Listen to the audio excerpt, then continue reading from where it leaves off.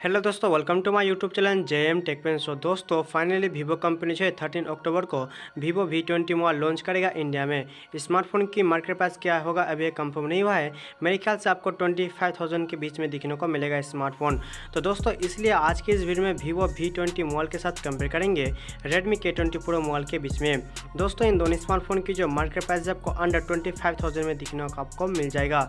तो दोस्तों इसलिए आज की इस वीडियो में इन दोनों स्मार्टफोन के बीच फुल लेटेस्ट कंपेयर करके देखेंगे आपको क्या मार्केट प्राइस में क्या कुछ डिफरेंस दिखने को मिलता है इन दोनों स्मार्टफोन में।